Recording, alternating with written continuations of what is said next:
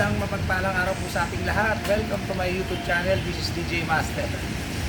Ayun, napaka-importante na araw ito mga ka-DJ. Alam niyo kung bakit? Matatanggap ko na yung aking first ever salary sa aking YouTube. Yun. After 4 years po, no? Nung tayo gumawa ng channel natin September 7, 2021. Kaya 4 years and 1 month po. To be exact. Ayun. Matitikman po na yung aking unang sahod sa YouTube. At may utang na loob po sa aking mga subscribers. Sa ngayon meron tayong 5,693 hindi ako nagkakamali sa mga viewers ko. So maraming salamat. So ito po, kukunin na natin. So nung una kasi akala ko talaga hindi totoo na kumikita sa YouTube. So totoo po, ako mismo po personal na karanasan ko ngayon. Ito nga po, yung aking kauna-unahang sweldo ay aking i-withdraw na dito sa bangko ito. Okay, sama. Okay? So balik ako kayo mga DJ. DJ, ATM gagamitin natin. Ito na nga, ito yung talagang hindi ako makapaniwala. Di sa parang hindi, ano ba to, guli-guli na nanaginip na tayo. Ito, mag-withdraw na tayo. No? Yung aking kauna-unahang sweldo sa YouTube. Ayan, ito. After 4 years nga po, ito. So, siyempre, di ko na mapakita, no? Yan, nakatalikod tayo, no? So, ano ba ba? Okay lang? Ano natin, no? Ako, excited na tayo. Tama ba? Wala mo lang. Ayan. Di ko na mapakita sikreto yung ano. Press enter. Ito yung ano. Enter. Savings.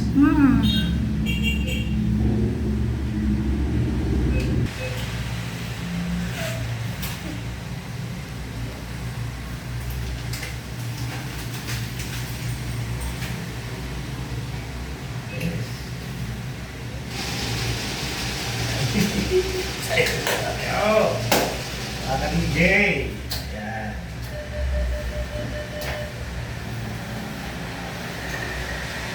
Oh.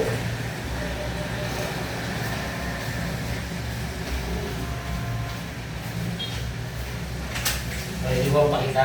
Hindi naman na rin. Okay, ito na po. Ayun. Ayun, nakuha na natin mga ka-DJ. Yan. Samahan niyo ako mamaya, i-discuss natin. So again, welcome to my YouTube channel. Ayun nga po, kanina naipakita ko na siya na nag-withdraw na tayo kanina sa ATM. No, actually, ito, meron pa naman natitira kahit pa paano. Yan. Kasi may mga binili na tayo. At ayun, kumain din tayo. Siyempre, sa aking family, mga aking mga number 1 supporters talaga.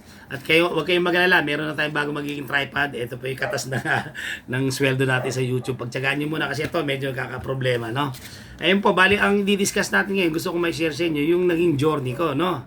Sa bago ko, yung matatawag nating YouTuber. Actually, meron na po akong dating channel. Ang pangalan niya ay DJ Master Enjoy. Kaya lang, sad to say, nagkaroon po ng problema, no? Kasi merong video na pina-upload yung anak ko na tapos nag-react kami. Akala namin okay lang yun. Nagkaroon ng violation. Kaya marami rin sa anak kong subscribers sa mga panahon, 1,800 at maraming views.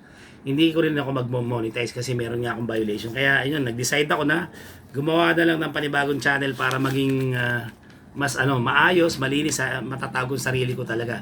Ayun nga, yung Azucena TV, gumawa ko ng September 7, 2021 po. Kaya bali 4 years and 1 month po in the making po bago tayo nakasweldo po. Yun po.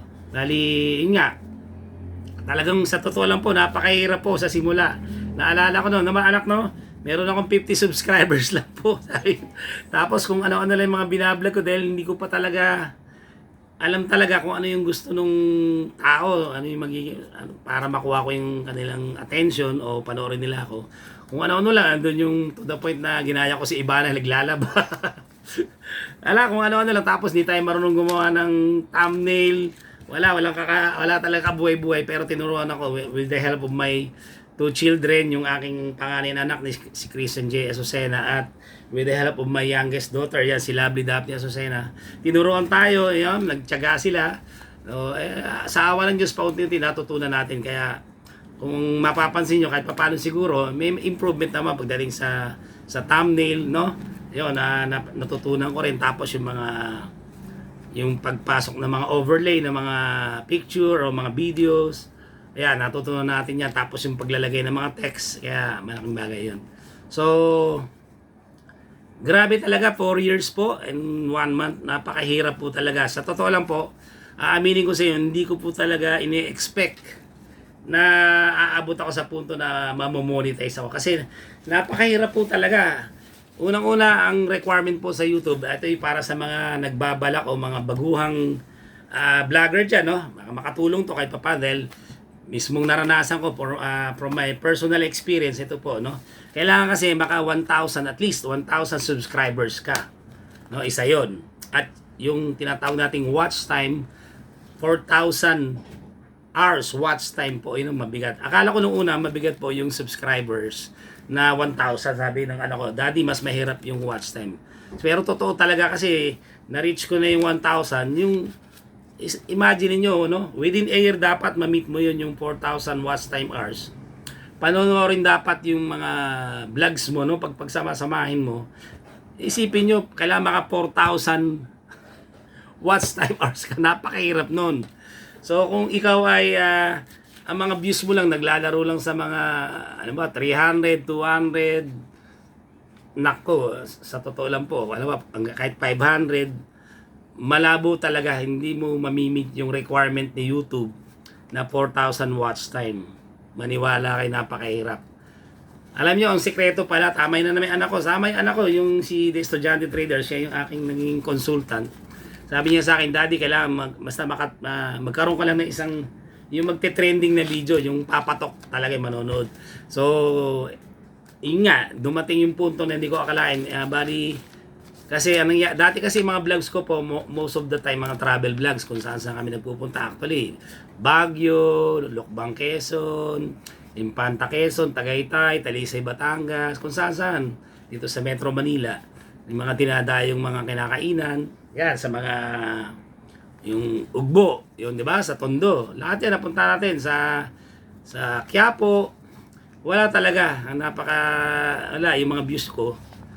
Meron naman nanonood pero hindi ganun karami. Pero eto nga, nagkataon talaga hindi ako maniwala kayo. May isa akong video. Actually, dalawa yung magkasunod na talagang tinangkilik ng mga tao, yung kay Manny Pacquiao. Kasi ang tingin ko puro nagkaroon, siguro timing ba? At kasama na rin siyempre yung sinadyosan tayo, yung panalangin. Hindi na natin sasabihin naman magaling tayo, kilala. Hindi naman tayo kilala. Yung kay Pacquiao nga na ang title, ang naging content kasi doon, yung nagsalita na rin si Mayweather, no? Nagbigay na ng kanyang reaction. Nung mga panahon na yon, si Pacquiao kasi kakagaling lang sumali sa senatorial election at nagkataon, natalo siya. Bumalik siya sa pagbo-boxing. Makakalaban niya nga si Mario Barrios, yung kasalukuyang welterweight champion WBC. Iyon, siguro yung mga tao dahil parang nalabi kay Manny Pacquiao at hindi natin may tatanggi na talagang sikat pa rin si Pacquiao pag sinabing Manny Pacquiao pambansang kamao. Tapos si Mayweather pa, kilalang kilala, di ba? Yung dalawang yan, no? Hindi ko rin maipaliwanag. Talagang ang daming nanood, no? Bigla na lang, ang taas ba? Anak, no? Grabe, sunod-sunod, pataas na mataas. At hanggat umabot po siya ng 100,000. Ayun po ang totoo. At sa ngayon po, kung titignan nyo yung channel ko, yung kay Manny Pacquiao, yung reaction ni Mayweather, umabot na ho siya ng 210,000 po. Ganun kagrabe. Diba? Sino ba ako? Kasi ang nangyari daw doon, sabi ng anak ko, yung algorithm, yung parang ang nangyari, pagbukas mo ng YouTube, lalabas agad yung channel ko ako. Parang yung nire-recommend ng YouTube. Kaya grabe, umabot siya ng 210,000. Kaya dahil doon, at saka yung sumunod doon, yung na vlog din, umabot ng 94,000 yung kay Barrios nga. Kaya, dahil po doon, kaya po ako nag-qualify as official YouTube partner po. Yung po talaga ang totoo. Kaya, hindi ko talaga maipaliwanag, hindi ko lubos maisip kung paano nangyari yon. Kaya, kahit pa paano, yun, malaking bagay. Tapos may mga, sa ibang bansa, marami, makikita mo yun sa, sa analytic. Meron na akong viewers from United States, Mexico, Argentina, meron tayo sa United Kingdom, Korea, Thailand, Vietnam, kung saan parte pa ho. Kaya, ayun po, kaya na-approve po ko, kaya, sandali lang, kunin ko lang po yung Google AdSense, ito po. Okay mga ka-DJ, balik tayo. Ito po si DJ Master. Ayun nga po, sa pagkakatanda ko, na-approve po ko as official YouTube partner June 7. Pero marami pa hong pagdadaanan niya kasi ini-screen pa yung channel mo. Baka may mga violations ka na nagawa. Ano yan, may mga step by step po yan. No? Tapos, pag na-approve na ng YouTube po at ikaw officially na YouTube partner na, kailangan yung magre-register ka dun sa Google AdSense. Ito po yan, yung Google AdSense. Yan. So, napaka-importante po na ito. Ang sasuggest ko po sa inyo, no? May re-recommend po. Kailangan po, isang beses lang kayo re-register sa Google AdSense account nyo. Tandaan nyo po yun. Nakakapakahirap kasi hindi na po, isang beses lang. Kaya, ito po, dumating po ito nung August 1 po. Para saan po itong tinatawag na Google AdSense? Andito po yung PIN. Ibig sabihin po, hindi ka makakasweldo sa YouTube hanggat hindi mo nare-receive itong PIN. Ito po kasi yung ipapasok mo, may mga pipila pang ka na PIN number para maipadala sa US kung ako nagkakamali. Yun. Kaya nung yung may mga proseso na dapat mong fill up niya itong Google AdSense nga. Kasi pag meron ka na nito, yan, talagang YouTuber ka na, no? Kaya naghihintay pa ako ng, so may mga, tapos akala ko okay na. Kasi mag-o-open ka rin ng bank account mo. Tapos, kaya pala hindi pa ako sumisweldo, yung meron pang tax pala, yun, may pipila pa ako sa tax sa US. Yun, kaya nung napila pa ko na yun sa tax, with the help of my eldest son, si Christian J. Azucena. Ayun, bali, yun nga, ngayon lang. Ano ngayon, anak? Tingnan mo, August 1, tapos naghintay pa ako August, September, October. October 3. So ngayon lang po ako nakasweldo. Kaya hindi po siya talaga madali naging proseso, napakahirap. Pero worth naman po. Worth. Talagang ang tawag dito, nakakataba ng puso. Kaya grabe po yung pinagdaanan. Kaya ang may papayo ko dyan sa mga, lalo yung mga nagbabalak na mag-vlog o maging YouTuber o yung mga beginners dyan, wala po talaga akong sikreto dito. Siguro unang-una kailangan yung talagang matinding pagtsatsaga. Isipin nyo, sa 4 years po, wala akong kinikita. Nagpapa-GCash raffle pa ho ako sa aking mga supporters po sa sarili kong bulsa talaga. Hindi po ako nagsisinungaling kahit tingnan. Yung naka 500 subscribers po, nagpa-raffle ako, natatandaan ko. Tapos etong nakarang last year lang po, hindi ako nagkakaroon, December 30 nagpa-raffle uli ako. 1,000 plus dapat para sa sarili ko rin, bibili ko ng mga personal na gamit ko, para makapagbigay tayo ng konting set. Tapos may mga nabigyan tayo ng konting tulong, yan, yung ating mga kaibigan dyan sa Breeze Hotel, yan, hello po kila Ate Norly, yan, kila Mean ba yun? Hindi ko matanda yan. Kila Kuya Lito, yan. Pero talagang gano'n, kailangan ng matinding pagtsatsaga. At sabi nga, kung talagang mahal mo yung ginagawa, kailangan yung passion, may pagmamahal ka sa ginagawa mo, hindi ka mapapagod. Kaya talagang ini-enjoy ko lang po yung 4 years mahigit na yun. Ini-enjoy ko lang talagang. At saka actually, ang libangan ko lang po talaga. Hindi naman talaga ako naghahangad pa, no? Pero sabi ko sa misis ko lagi na, malay mo, balang araw, mapakinabangan natin. Kaya, ayun nga po, at siyempre, yung ating, hindi natin kakalimutan yung ating pagdarasal sa Panginoon. Siyempre, share lahat ng bagay na yan, naniniwala ko. Sa kanya nang gagaling yan, gumagamit lang siya ng instrumento para matulungan tayo. Kasi imposible talaga, hindi ko ma-imagine mo, 210,000 views na po ko ron sa vlog ko kay Pacquiao na yung reaction ni Mayweather. Grabe, napakarami. Kung nagkataon po na monetize na ako, approve na ako, tapos ganun karami.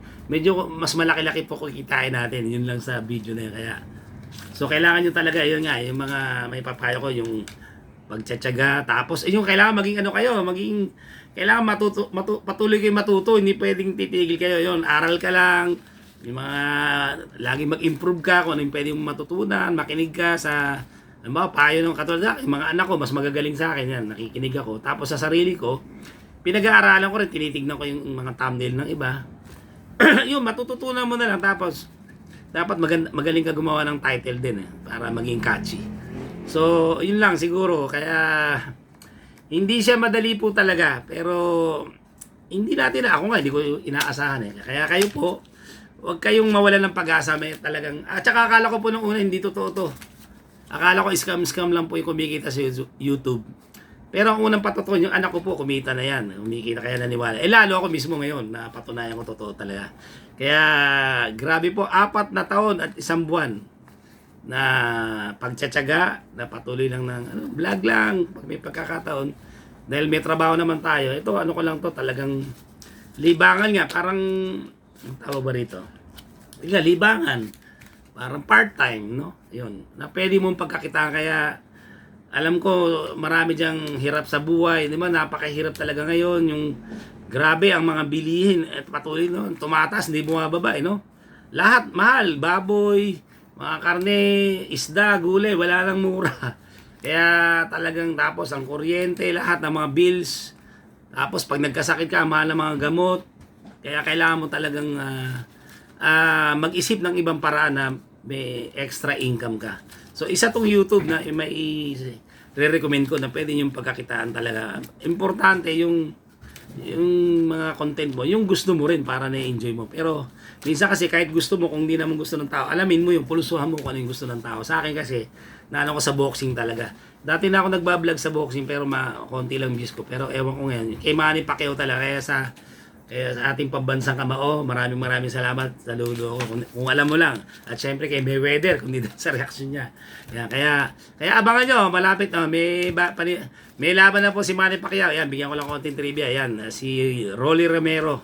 Abangan nyo yung vlog ko dyan sa mga January or February raw. Yung laban yan. Kaya abangan nyo, ibablog natin yan. Kaya yun po, grabe yung aking... kung alam niyo lang kung saan kami nakarating, sa Baguio, ang views ko ilan lang. Sumemplang pa kami sa motor noon, no? Napadaan kami sa mga 150 views. Kaya akala ko na maraming manonood na ganun, pero hindi rin talaga. Hindi mo alam, basta try lang, subok lang subok. At isang araw mache-champuan nyo rin. Kaya kailangan magkaroon ka ng magka-trending ka na isang vlog mo lang na maraming views. Pwede kang ma-approve ng YouTube. At saka kailangan at least 1,000 subscribers kailangan. So, yun, no? So, yun lang. Ay, mga kadidi, sana po nakapagbigay ako ano ba dito? Ng motivation o inspiration sa mga nagbabalak na mag-vlog dyan, no? So, balikan ko kayo mga ka-DJ. Sandali lang. Okay, mga ka-DJ. Muli nagbabalik si DJ Master. Ayun. So, ayun, sana po ay nakapagbigay ako ng konting motivation or inspiration. Huwag kayong mawawala ng pag-asa kahit gaano po kahirap ang inyong pinagdaraanan. May pag-asa pa ho. Basta patuloy lang tayo maniwala sa ating kakayahan at higit sa lahat sa ating pong may kapal na masigit na nakakaalam.